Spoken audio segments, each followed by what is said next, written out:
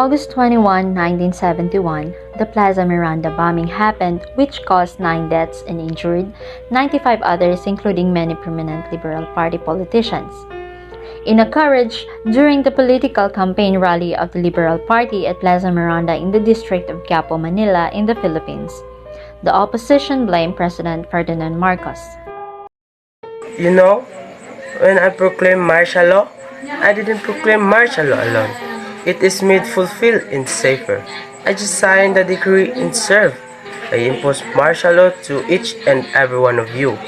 No, he asked the legislator to please pass the law proclaiming martial law because there was an anarchy in the country.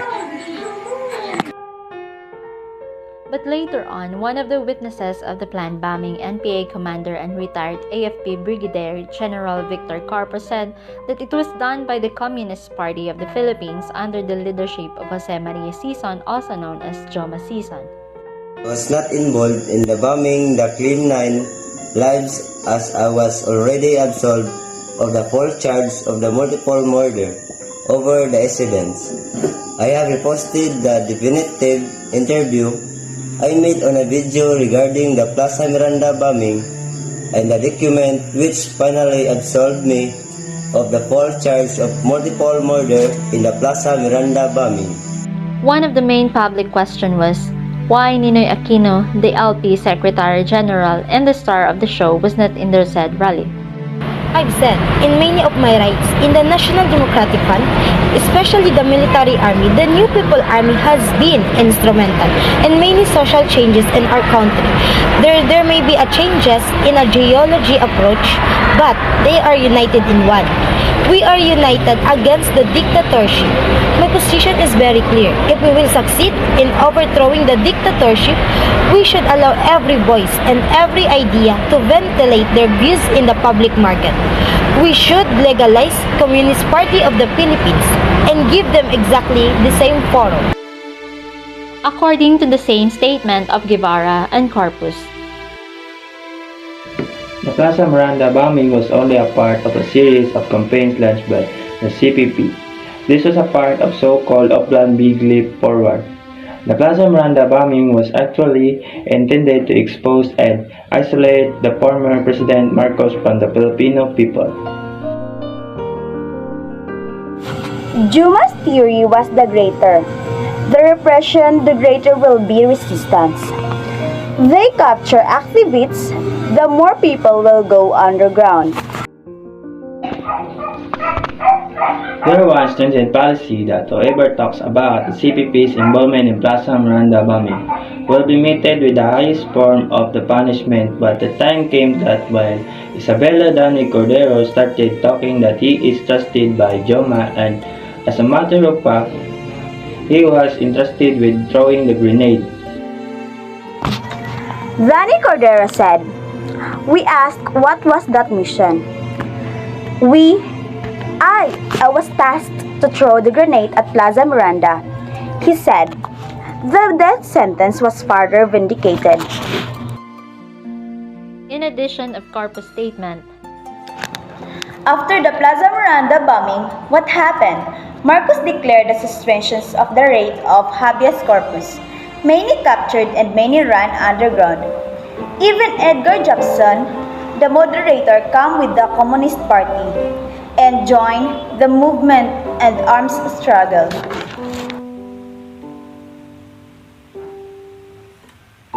What was your role inside?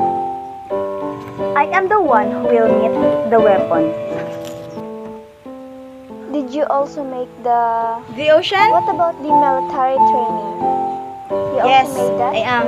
NBA also? Are you the one who planned? Yes. Therefore, their training is based on your knowledge? Yeah. That was your rule? So, you don't agree with the bombing in Plaza Yeah. Miranda? The Plaza Miranda bombing happened. Juma's theory? That is the brilliance of Juma. The revolutionary lead that say? He predict what happened. But it's a different kind of brilliance because it was used out of terror, like the bombing of the Liberal Party meeting the advancing on August 21, 1971. On the other hand, some politicians stood running for the government position and some survivors voiced out for the truth that almost everyone on stage was injured, including incumbent Senator Ge2 Senator Eddie Ilarde, Atienza, and other politicians. Many people thought that the one responsible for the bombing was Ferdinand Marcos, but throughout the ordeal, I did not think it was good to blame anyone unless we had the evidence. Plaza Miranda bombings is one of the biggest crimes in our country that remains unresolved.